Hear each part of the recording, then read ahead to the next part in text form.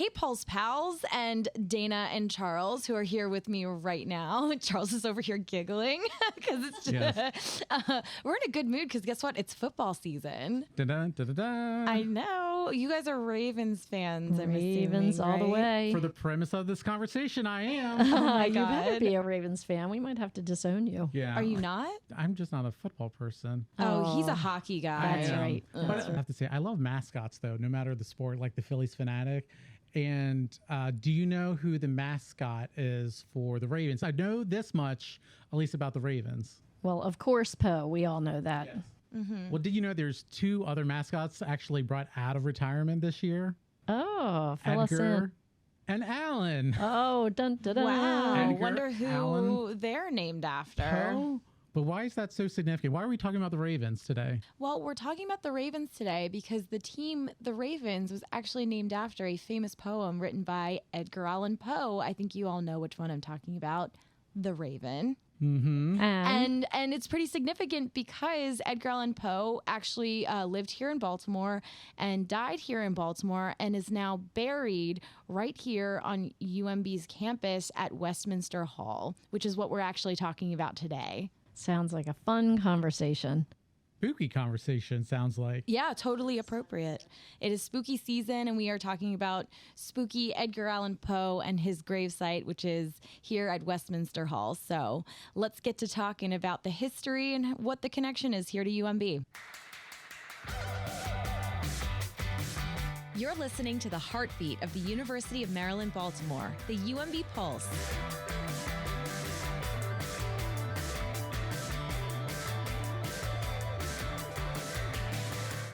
What a great time to be talking to Jessica Williams and Heather McKlveen from Westminster Hall, University of Maryland, Baltimore School of Law. And of course, I think the biggest connection is Edgar Allan Poe. So we have a lot to talk about and a perfect time of year with Halloween coming. So welcome, ladies. Thank you. Westminster Hall, located on Fayette and Green Street. We're connected because we're run by Maryland Carey Law. Heather and I both work for each establishment, planning events, internal and external. Westminster Hall was established back in the 1700s when there was a Presbyterian community established from about 10 families. They needed a burying ground. So the burying ground that you see on the corner is the burying ground that was there. As the community grew, they needed a church for worship. And so that church was erected, and then underneath were the tombs. So that became the catacombs that you see today. And how did Westminster Hall become under the care of the Francis King Carey School of Law? So the church was active until about 1977. Because the community had grown, many people had moved to the suburbs. The church was just inactive, and Maryland King Carey took it over, restored it, and then opened it up as Westminster Hall, no longer a church. And so now we use it for internal, external events. That's corporate events, that's weddings, that's nonprofit events, that's anything that will bring revenue to Westminster Hall. And so we've heard, of course, that Edgar Allan Poe is buried here, and you have visitors each year or throughout the year, specifically for that gravesite. Can you talk a little bit about that? Absolutely. Edgar Allan Poe was buried here. He was actually buried in the back of the cemetery until there was a program called Pennies for Poe, where a school teacher, Miss Rice, raised money with her students to create a new monument for Edgar Allan Poe, so he could be more prominent and seen. So they moved him to the front of the cemetery at the corner of Green and Fayette Street, and that's where the monument stands today. And he's buried with his wife, who is also his cousin, and his mother-in-law / aunt. And you were talking earlier how people will leave pennies for Poe on the actual monument. And do you collect that money? What happens to that? We do collect the money. It goes into a fund that we have, and it's just to keep the restoration of the graveyard and everything going. How does it feel to work in such a historic place where you have the founders of Baltimore, you have James McHenry resting peacefully here on the grounds? Talk a little bit about a pride that goes into such a historical grounds. I think it's wonderful. When I came here, because I got a taste of history, I got a taste of higher education, and I was there prior to in both fields, but this was together. I don't think I knew when I came here the history that Westminster had. I remember I was walking around with George Bird. He's our facilities guy, and he took me on a tour when I first came of the burying grounds. And he said, read different names on the tombs. And I'm reading saying Calhoun and Bentlow and Stricker. And he looked at me and he said, do they ring a bell? I said, those are street names. And he said, exactly. And so then that history started coming out, that there are so many prominent Revolutionary War heroes, War of 1812, politicians that are here that people are really coming to see. And we're the ones that are providing that to them. So it's wonderful. Yeah. It's a treat. It just goes to show like the amount of special stories that can be uncovered here in the city. So you took us on a tour of the catacombs as well, and describe to people what you'll find under there, or maybe who you'll find under there. In the catacombs, we have multiple tombs, crypts under there. One of the most famous people under there would be General Swan.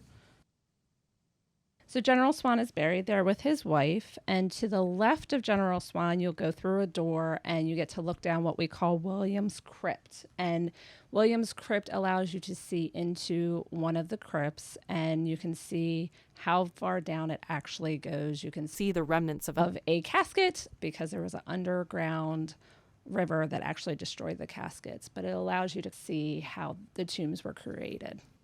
And another thing to note about General Swan is that he's someone that people have maybe seen when they went down there and would take the tours and stuff. I have personally never seen him, but I have heard stories that people have seen this man in his uniform walking around down there. And one of our tour guides, Luann Marshall, has been involved with a paranormal group, and they told her that General Swan likes her, but does not like that she brings a group of people with her. So I always say hi to General Swan when I go down.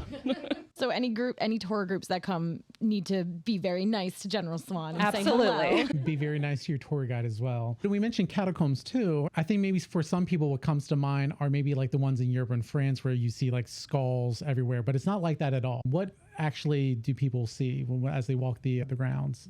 It's a dirt ground because it was originally outside since the church was built over top of it. And you will see tombstones throughout. And also we have a ice casket down there for you to see. And we have the original pews from the church because we will play about a 12-minute video during a tour for you.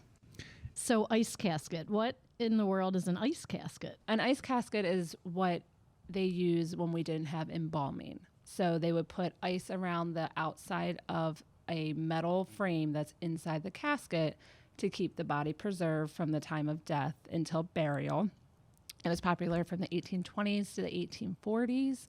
And actually, most Americans could not afford them. So it was a privilege to be able to do that and have the body preserved. And speaking of tours, this is like the perfect time of year. We have Halloween just around the corner. Tell us about the public tours that you do and how someone can sign up. We do public and private tours. Oh, great. So beginning in November, the first Saturday of each month, we will host a public tour. So that means if you are just hanging around downtown and you happen to be in the area, the first tour starts at 10, the second tour starts at 1.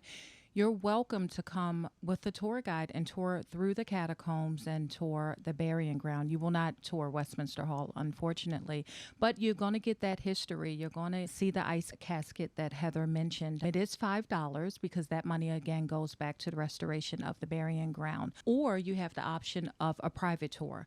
With that, you just email us or you will call us, and we would arrange that with our tour guide. The private tours can run between 9 and 9. We arrange that with the tour guide based on your schedule and the time that you would like. And those are wonderful also. And there's a lot to see there, too. If you all are interested in the history of Baltimore and maybe getting into the spooky season, this is a great tour to be on. Absolutely.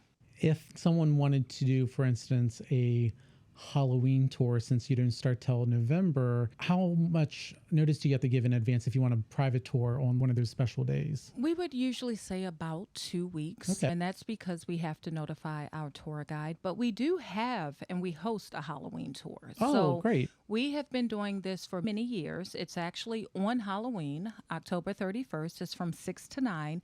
And during that time, you can come in. We usually have the pipe organ playing. This year, we're going to be showcasing Hollywood Graveyards. That is a YouTube channel that focuses on different graveyards throughout America. And so this year they're going to be focusing on us and also the Poe House and some other sites. So we're going to be filming that. You can tour the graveyard. You can tour the catacombs. We're going to have the Daniel Myers Choir. It's a lot of surprises. So we encourage you to come on out. Oh, I'm going to get my tickets for that. That sounds Yeah. awesome. Something we would have to sign up for most likely in advance, or do you think you could walk up and... You can walk up. There is a nominal fee, again, $5. So it's my understanding in the past, probably the early 2000s, maybe 1998 or so, that we used to have a crowd that stretched around the corner that just would wait to get in. Yeah, it sounds like a perfect thing to do on Halloween. We talked about different tours, but there's also tours done by other organizations. So we try as best as we can to include Westminster in the community tours. Just recently, the end of September, we had the Broma Arts Walk, and that's where the community walks around to different art venues, including Westminster. It's free to the public, and if you came to Westminster, you got a tour of the catacombs.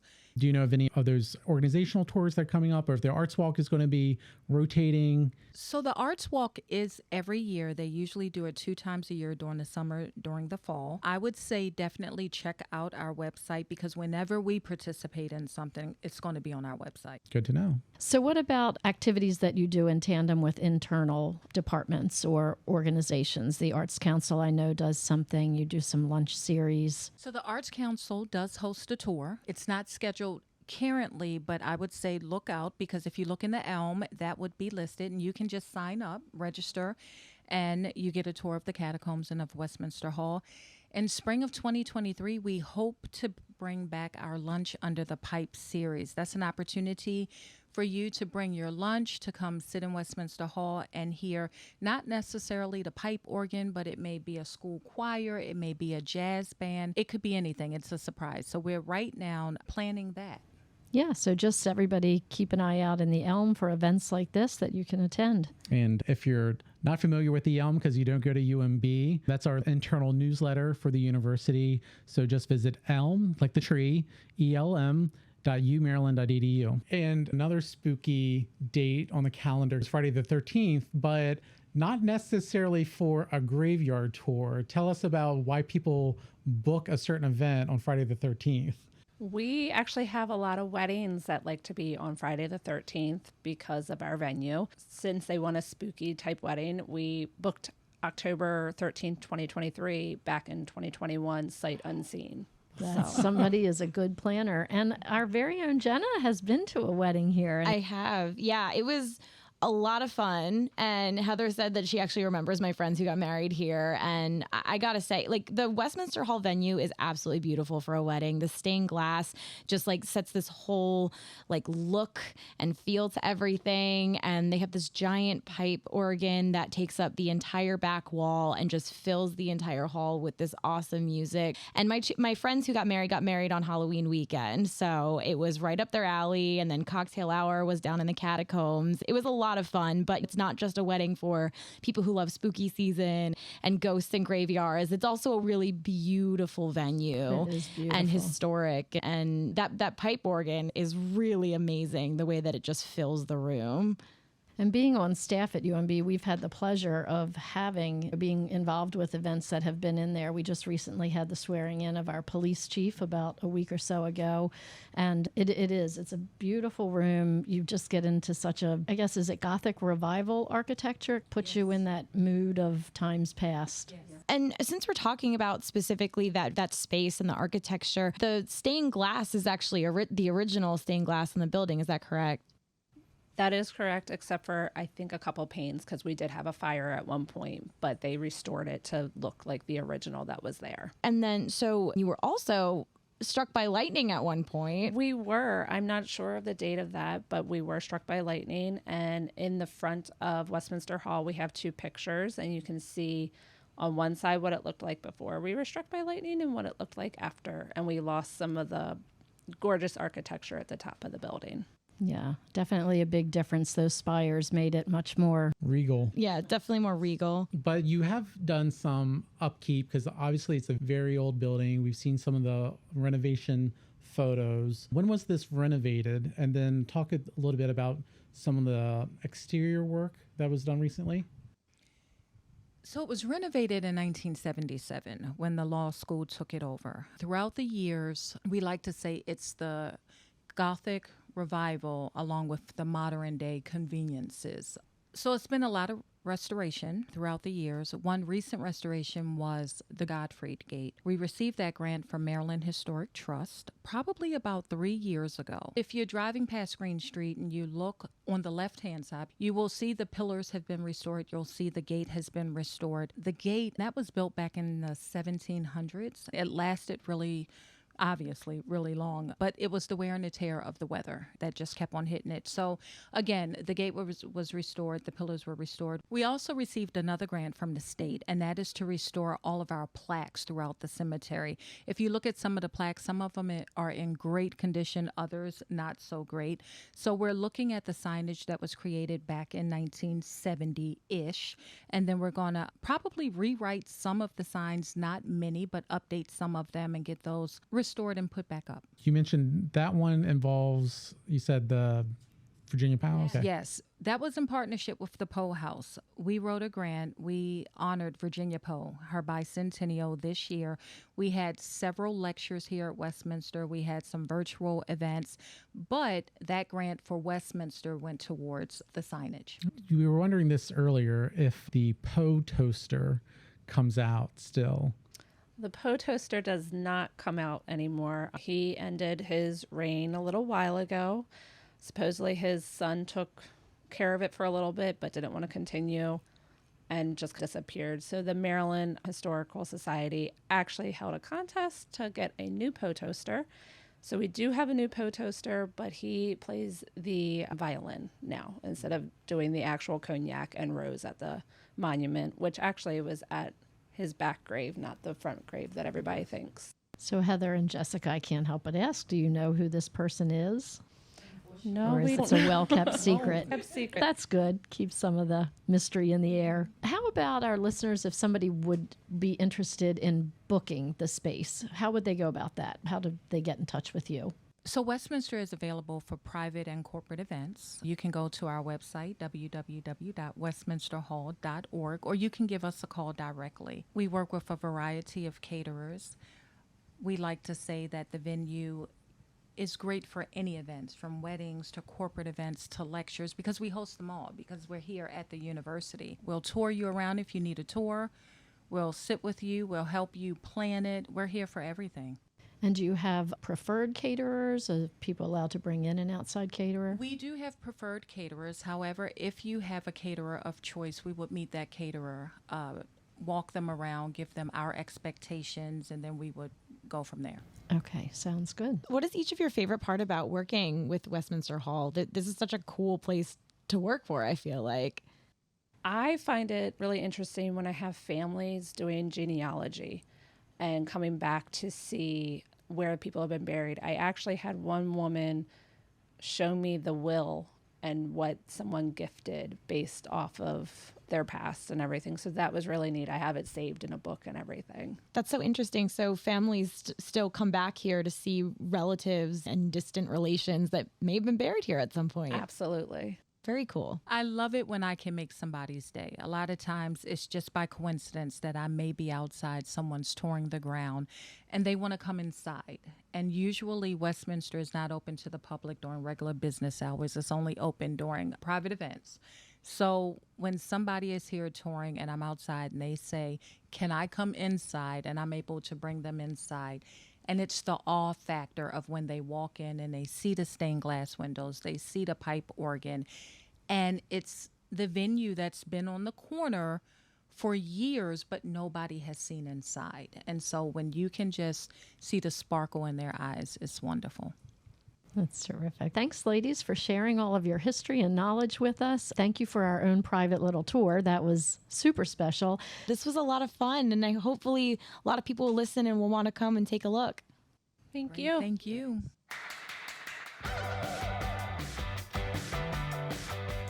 UMB Pulse with Charles Chalet, Dana Rampolla, and Jenna Frick is a UMB Office of Communications and Public Affairs production. Edited by Charles Chalet, sound engineering by Jenna Frick, marketing by Dana Rampolla.